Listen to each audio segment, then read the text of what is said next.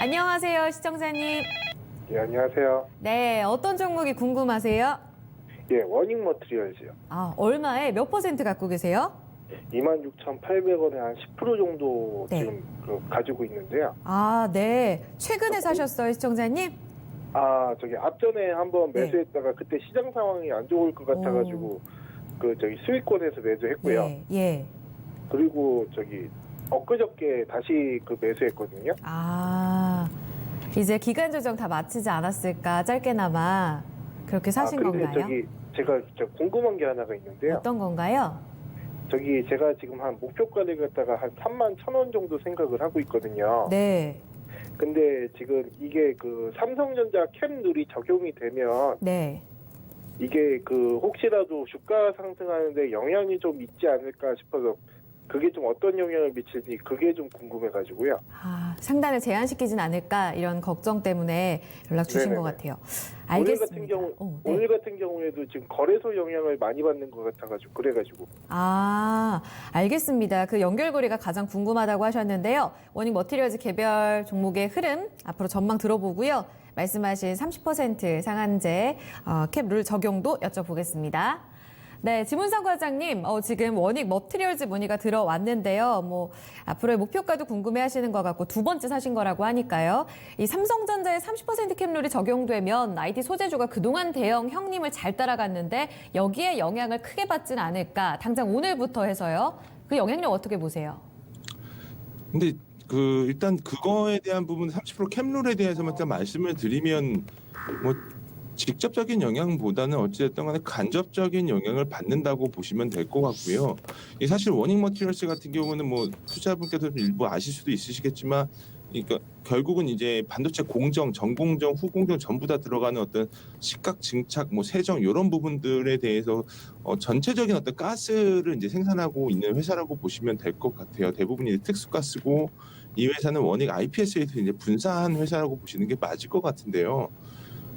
좀 비교를 하자면 일단 소재 업종들 같은 경우는 직접적으로 장비 업체에 딴 애들이랑은 일정 부분 디스카운트를 받고 들어갈 수밖에 없는 현재의 상태고요.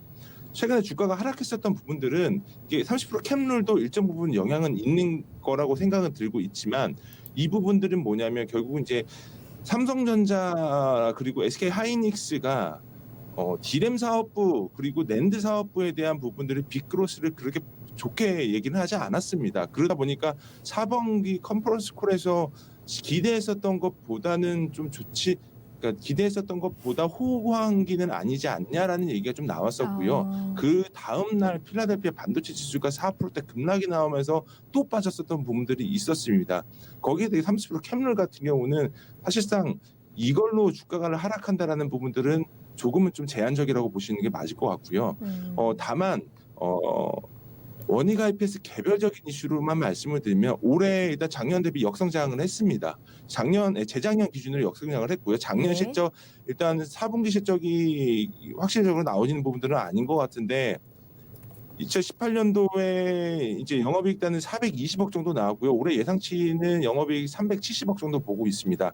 내년도 전망치로 봤을 때는 거의 플랫한 성장으로 볼 수밖에 없는 부분들인데 다만 긍정적인 부분들로 생각하는 부분들은 지금 SK 하이닉스와 삼성전자 D램 사업부는 거의 비슷한데 이제 낸드 사업부가 확실하게 삼성전자의 그로스가 좀 잘 나오고 있는 부분들입니다.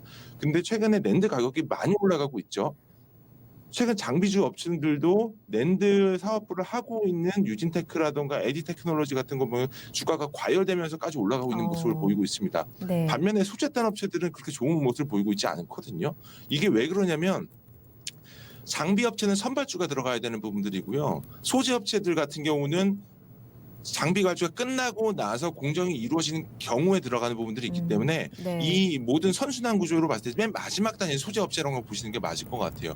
시청자분께서 말씀하시길 전체적인 어떤 성장에 대한 부분들은 꾸준한 성장은 확실히 나올 것 같기는 한데 뭔가 드라마틱한 성장을 기대하기에는 내년도도 그렇게 좀 뜨뜻미지근할 가능성이 좀 높아 보이고요. 다만 지금의 현재 가격은 부담은 없는 가격인 건 분명한 것 같아요. 왜 그러냐면 지금 주도주 업종으로 말씀을 드리는 AT 테크놀로지가 실적이 작년이 영업이익 기준이 2,800억 정도에 120억 보는데 올해 올해 예상치가 200억 정도 보거든요. 그럼 성장 YY 기준으로 봤을 때 한 30% 40% 나온다는 거예요. 예. 그러면 소재 업종들 같은 경우도 삼성전자에서 만약에 이제 렌트 사업을 얼마나 이제 증설을 할지는 이제 확정은 안 났지만 증설을 하면 결국은 Q가 늘어나는 부분들이라고 생각을 하시는 게 맞을 것 같기 때문에 지금 현재 가격대에서는 추가 매수도 충분히 가능할 부분들이라고 생각은 들지만 기술적인 부분들을 좀 잠깐 말씀을 드리면 네.